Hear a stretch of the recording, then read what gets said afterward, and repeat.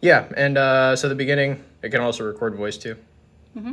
Okay, so yeah, this is Sunday, August 18th.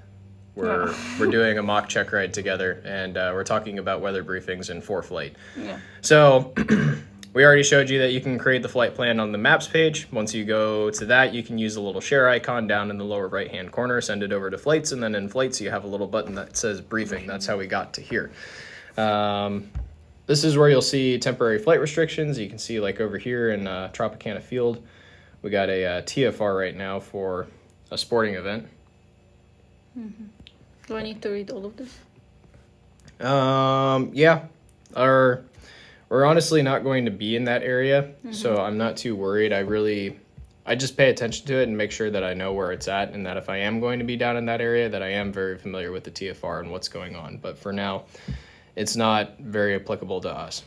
Closed or unsafe NOTAMs. This is just telling us right here at Zephyr Hills, the airport fixed base operator is closed Saturday through Sunday, 12 to 9 o'clock from Saturday to Sunday.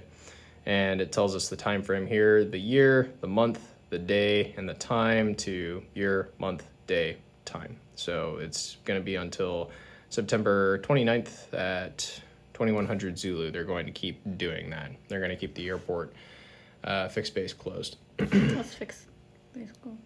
The fixed based operator is the FBO. That's the acronym actually stated out. I know the abbreviation. Okay. Yep. And so this is a surface analysis here. This is what we look at. So far right now, it's a really gorgeous day. Not much going on over top of Florida. So now we'll go back to our briefing here. We'll look at our METARs. So what this does is not only does it pull it up for Zephyr Hills, which is up here on the top, which we can see, is calm winds, 10 statute mile visibility, clear, 33, dew point 20, altimeter 29903, and no other remarks. But now we can see it for the entire area. So while the weather here in Zephyr Hills may have had no wind, if we look up at Brooksville, they got wind from 280 at 8 knots and 10 statute mile visibility. They got a few clouds at 6,000. Temperature and dew point are pretty much the same. And this way I can kind of look through here and I can get a general trend of what's happening in my local area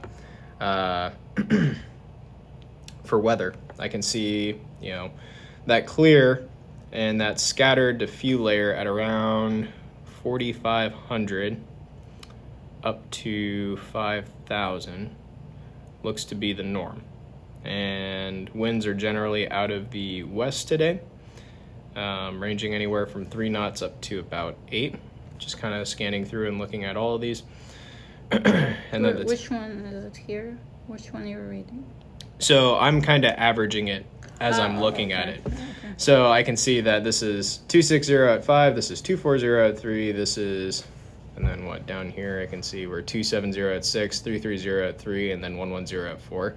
And if I want to, I can look over here at the identifiers. So that was Lakeland, Plant City, Tampa International, McDill, Peter O'Knight, St. Pete, St. Petersburg, Clearwater, all those different airports. But generally, the trend looks like it's going to be coming out of the west today. Okay. I have a question. If I don't have a Class Bravo endorsement, will the check rider will ask me for this? Like, will he make me enter to the Bravo or something? No, because it's still, you're with him and he's technically acting as, for all sakes and purposes of the actual legality of those matters, he is acting as your PIC. So he can give me the endorsement, but like, will he do that or will she do that? Because it's scary, I tried to enter that one thing. To fly into Class Bravo? Yeah, and I couldn't because it was so busy. Yeah. Please say no. Yeah, I mean, it really depends on where your check ride is going and what the examiner wants to do. Typically, you're only going to hit 2 checkpoints on your actual cross country. You're not going to fly cross country somewhere. So he just wants to see that you can start the cross country, that you can divert somewhere. So I'm not flying cross country with them? Yeah, exactly. So when I tell you, like, hey, fly from here to Space Coast, like, part of your test is not actually going to be flying to Space Coast. What it's going to be is we'll take off from Zephyr Hills, we'll hit your first 2 checkpoints, make sure that your timing and everything looks good. And then I'm going to tell you, all right, you notice that the electrical equipment has gone out in your aircraft. You need to divert somewhere. And then he's going to see the diversion procedure, that's when you roll into all your flight maneuvers once that has been completed. That's how your exam is going to go. Today, we're not getting to that point.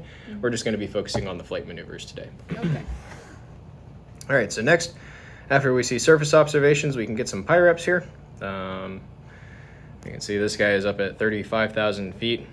He is an A20N, which I don't... What's the usage of this one? I know it's for pilots, but I don't know. Yeah, so it's a pilot report. These are guys who are actually flying around, and they're reporting what they're actually seeing up in the air.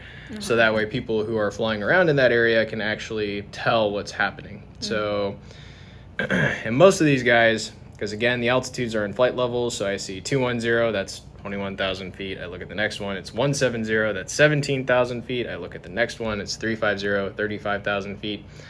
Not really applicable to us. That's way too high and way too out of our range. Next, we're kind of moving over to graphical area forecast. This is how we can kind of tell what the trend is going to be in our region of the United States. And we can see that if we look at the forecast right now, opening this up, kind of zooming in on Florida, we can see that sky clear, but maybe some cirrus clouds toward the south is the general trend for today. And if we compare that to the later one, we can look in here and we can see, you know, okay, sky is clear. We can see where the cloud covers are. But for us, mainly over here in Tampa Bay, it's going to be really good. And in case you ever get lost, this is the legend over here, so that way you can see what these different things mean. And as always, you can always look up here at the valid time. So this is valid at 0 UTC Monday, 19th of August, 2024. So basically, it's going to be right at around like 10 o'clock tonight is when they're saying that this is going to be valid. Because you have to convert it from Zulu time back to local time. Then they'll give you, you know, the entire United States, so that way you can see everything that's going on. Next, you'll move into visibility, surface winds, and precipitation. So looking at this, you can see what your thunderstorm forecast is going to be like for the area. We're here, so this is like gusting, the red one, and the small bar is like 5 knots. Yep, the small barb is 5 knots, and then... that's the direction, but like for the head, right? Like this is the direction? Exactly. So in other words, it points into the wind. So in other words, if I was pointed with the barb, then I would be pointed into the wind flow, essentially. So, this one is like this here, that one. The wind is coming like that? Exactly. Okay. And so like this one here with the little red barb, that's going into the wind. Oh, okay. Make sense? Okay. So if we're going like this, that's a tailwind on this one. But if we're going like this, that's going to be a headwind. Okay. Makes sense. Okay. And that's, you know, that makes sense because most of our surface observations were showing our wind in this general direction here, coming out of the west at us, which makes sense with what we're seeing. Now, the red barb you mentioned was a gust factor, right? Okay. And you remember what the big barb is, right? Yeah. As opposed to the little 10. barb? 10. And so what would this little barb indicate to you here? What is that telling you about the wind? It's pointed to the wind, so the wind is coming from this direction. That's probably like going east or southeast. It's out of the west is how it is. It's blowing to the east. So it's going to the southeast. Exactly. Yeah. So in other words, that would be our tailwind if we were pointed in that direction. And it's what speed gusting to what speed? What do you mean? So these barbs are telling you how fast the wind is blowing. Yeah. So, and the red indicates a gust factor. So it's steady at a certain speed and then gusting to another speed. How can you tell me what those numbers are based on that barbs that you're seeing? I know that this is the small bar is 5 and the long one is like 10. And then you also have to add them together, right? If they're on the same bar, right? So this would be 5 knots gusting to, 10 plus 5, which would be 15 knots. And then you can do the same thing that you see over here. So you got a long barb and a short barb, and then you got a little red piece coming off of the short barb. So this is 15 gusting to 20. And then these little symbols here indicate thunderstorm activities. Obviously, we can see Miami's getting hammered right now. They got a lot of stuff going on down there. But there's like a pink and red one. And that's what you look over here with the legend for.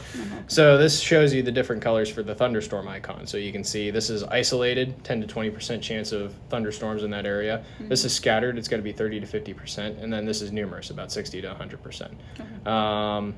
and actually, I want to say that's coverage. So they're expecting thunderstorms in that area, and based on that area, that's how much of the area is going to be covered by storms. Okay. So when you're talking about, that dark red, they're saying, hey, there's going to be a lot of thunderstorms in that area. This little light pink stuff, there's going to be a little bit of thunderstorms, but something that maybe you can dodge around. So stuff to be aware of. And then as we look at the later forecast, we can see how it differs from the other one. Miami definitely calms down as we move later into the evening, but up here toward Alabama and Georgia, looks like we got a lot more thunderstorm activity popping up in the evening. And then if you look here, this just indicates where you're going to have rain, not thunderstorms. Mm-hmm. That's the difference in that. If it was blue and it has a little star above it, like you use for showing a note inside of a book, think of it as a snowflake. And so that's just letting you know that there's a snowstorm in that area. And again, if you ever get confused with any of the symbology. A snowstorm, not only snow? Well, it could just be only snow. Okay. Just making sure. Yeah. So yeah, it's snow. We'll go with that. That's probably better to say anyway. If you ever get confused on those icons, you can always look back to the color that you're seeing here. So you got this is the color for haze, fog, smoke, dust, ice, mixed, snow, rain. Oh. So that way you have an idea of what you're looking at. Also, if the area is IFR or if there's significant surface winds, that too. You can also see visibility on this map as well. Mm-hmm. Next, we'll move over to TAFs. This is the local forecast, basically for the Tampa Bay region. This is where we'll see the forecasts for Lakeland Airport. We'll see it for Tampa International Airport, Leesburg Airport, and we'll be able to see what they're forecasting. So it looks like the winds stay fairly calm, and it looks like they're still going to be out of the east for the most part, and that scattered layer is going to stay right at around 4,000 to 5,000 for the most part on our flight tonight. Okay. So I'm not too worried there. Looking at the wind chart, this is where we can see what we're looking at. Looks like today's going to be the worst day we picked for doing ground reference maneuvers, so we will probably go ahead and skip that. No, wait a minute, never mind. It's not that, the nuts is not that bad.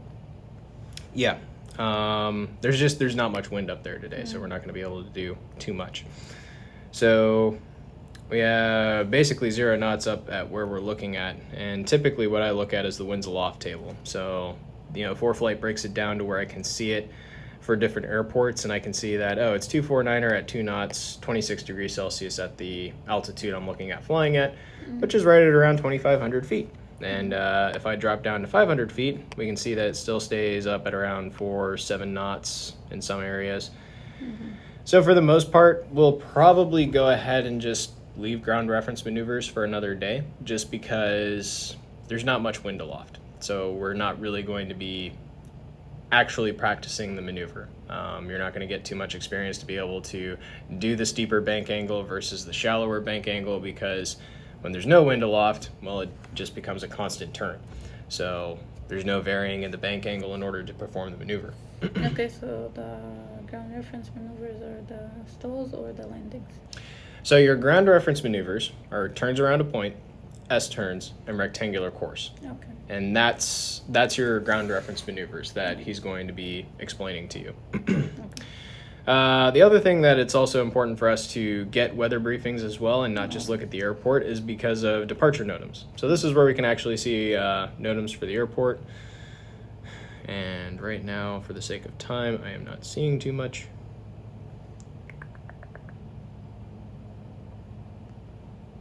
There.